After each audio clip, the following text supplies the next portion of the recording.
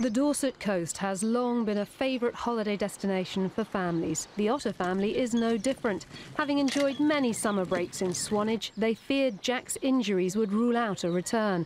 Until now, and the completion of this purpose-built holiday lodge. It's amazing, look at it. Yeah, it's awesome. It's very humbling.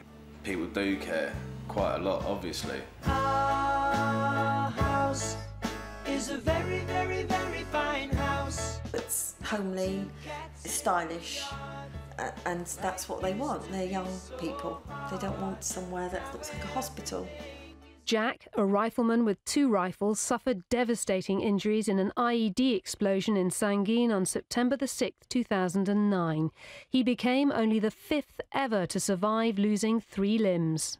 I knew what I signed up to do. I knew the consequences that may happen, you know, and of course I was quite surprised when I did get injured, but the main thing is that it's very warming for us injured personnel is, yeah, that people do care.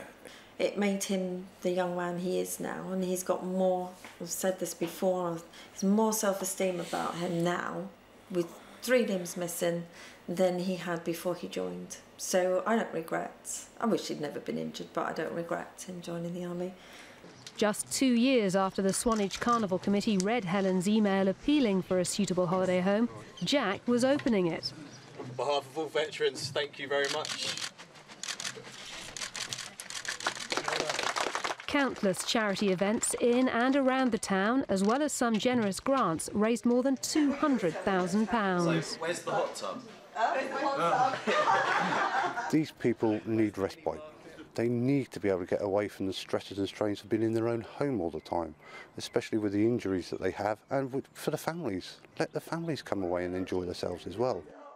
It's just enough space for you to pass it along, isn't it? I think it's really important. I think it's so important for families, especially if their loved ones have just been injured. It's a place they can come and escape to, really. If they've got young children, and we can kind of rebuild some relationships. Special. Is that it? It's very special, Mum. Jack and his family are the first to stay here, and they'll be back later in the year for the Swanage Carnival that he enjoyed on holiday here as a boy. There's already been several other bookings for the lodge, and they don't anticipate it'll be a problem filling it for the 50 weeks of the year that it's open. Jack's next goal is to be up and walking on new prosthetic limbs in time to be an Olympic torchbearer at this year's London Games.